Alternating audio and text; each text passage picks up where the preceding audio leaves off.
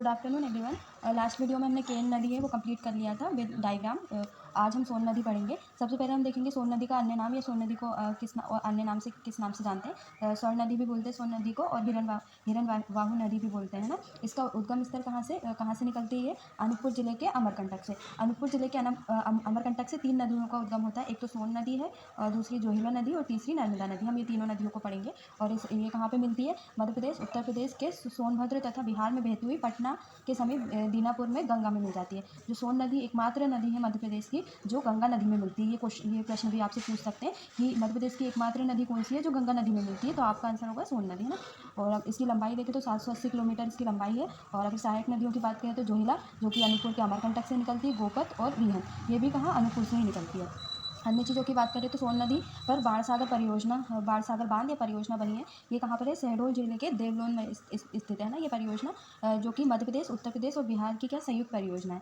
सोन नदी दक्षिण दिशा से जाकर गंगा नदी में मिलने वाली एकमात्र नदी, जो मैंने आपको पहले ही बताया है ना। और इसको एमपी की भी फर्स्ट बोल सकते हैं, एमपी की प्रथम, है ना, पहली। सोन व जोहिला के संगम पर क्या है? दशरथ घाट, जिसको कन्हेरी घाट भी बोलते हैं। ये कहाँ पे? उमरिया में है। ये आपसे पूछ सकते हैं कि सोन और जोहिला के संगम पर कौन सा दशरथ घाट स्थित है, और ये कहाँ पर है? उमरिया में।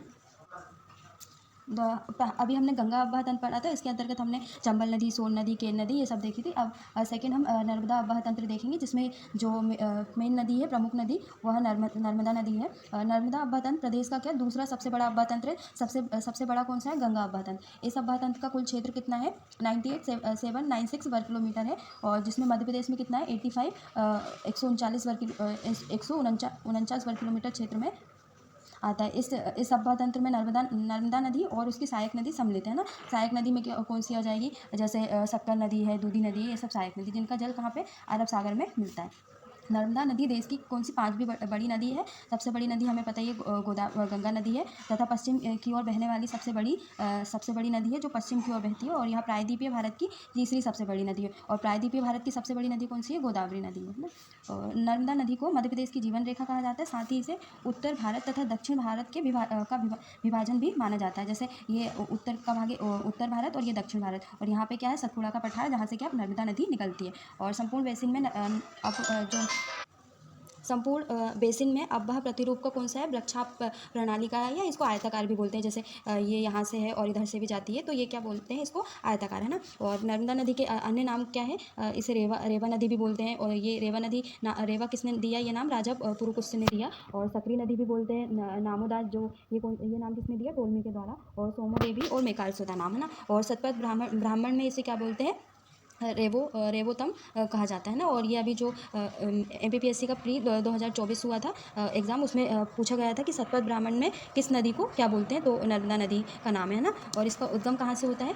पुष्पराजगढ़ तहसील के अमरकंटक मेकाल पर्वत श्रेणी से होता है। मतलब इसका भी कहाँ से? अनूपपुर के अमरकंटक से, जैसे सोन नदी का होता है। यह पूर्व से पश्चिम दिशा में विंध्याचल एवं सतपुड़ा श्रृंखलाओं के मध्य भ्रंश घाटी में बहती है। जैसे ये ऊपर क्या है? विंध्याचल पर्वत है, और यहाँ पे क्या है? ये विंध्याचल पर्वत है, ये सतपुड़ा पर्वत है, और यहाँ से बीच में से कौन? नर्मदा नदी बहती है। और मिलन कहाँ पे होता है? 3 राज्यों तीन राज्यों में बहती है, जिसमें मध्य प्रदेश के 15 जिलों और महाराष्ट्र, गुजरात में बहती हुई गुजरात के भड़ोच के पास कहाँ पे? खंबात की खाड़ी में समाहित हो जाती है। और इसकी लंबाई कितनी है? 13-12 किलोमीटर इसकी लंबाई है। ये संपूर्ण महाराष्ट्र, गुजरात और मध्य प्रदेश में 13-12, और केवल मध्य प्रदेश में 10-77 किलोमीटर इसकी लंबाई है।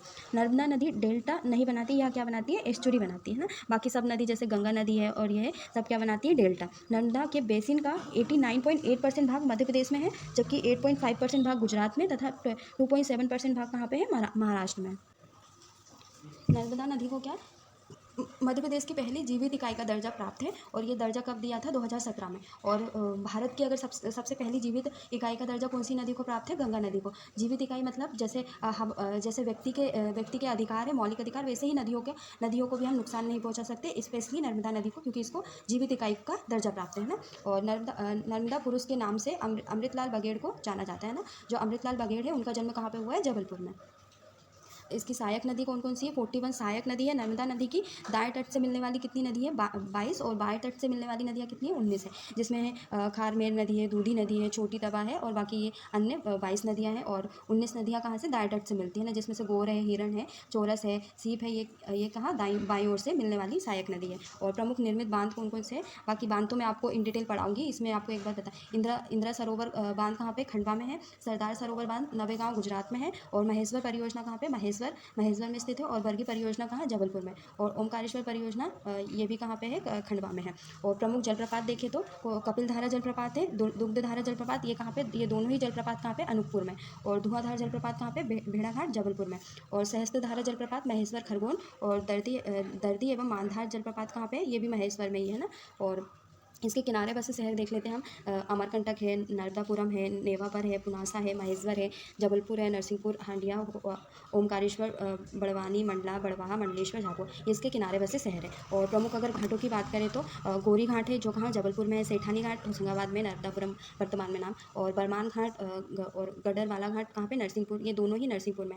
महेश्वर घाट खरगोन में, जो मध्य प्रदेश का क्या सबसे लंबा घाट है। नर्मदा नदी को गिवर ऑफ प्लेजर मतलब खुशी देने वाली नदी भी कहा जाता है। अब रफ डायग्राम में हम देख लेते हैं नर्मदा नदी को एक बार। ये कहाँ से निकलती है नर्मदा नदी? अमरकंटक से निकलती है। अमरकंटक कहाँ पे? अनूपपुर में। अनूपपुर से निकलती हुई फिर उसके बाद ये कहाँ पे? ये कौन सा? अब मैंने आपको बताया था कपिलधारा जलप्रपात और दुग्धधारा जलप्रपात, दोनों कहाँ पे है? अनूपपुर में ही है। दुग्धधारा जलप्रपात है ना। इसकी सहायक नदी देखेंगे तो शक्कर नदी यहाँ से मिलती है ना, क्या इसके नीचे साइड से है ना। और उसके बाद फिर अगर देखेंगे तो यहाँ पे ये तवा नदी कहाँ से? होशंगाबाद से निकलती है ना, और कहाँ? नर्मदा में समाहित हो जाती है। और यहीं पे क्या तवा परियोजना भी बनी हुई है ना। और अगर इधर देखें तो यहाँ पे क्या? खंडवा में इंदिरा सागर परियोजना है ना। और अगर यहाँ से देखें तो ये चोरस नदी निकलती है, इंदौर से निकलती है चोरस नदी। और यहीं से क्या? मान नदी निकलती है। और हथनी नदी भी यहाँ से है ना। बाकी इनकी सहायक नदी है। और नीचे यहाँ पे सरदार सरोवर बांध बना हुआ है। और बाकी ज़िले तो मैंने आपको बता दिए कि कौन कौन से शहर किनारे बसे हुए हैं नर्मदा नदी के। और परियोजना भी हमने देख लिया, जलप्रपात भी देख लिया। बाकी ये रफ डायग्राम था।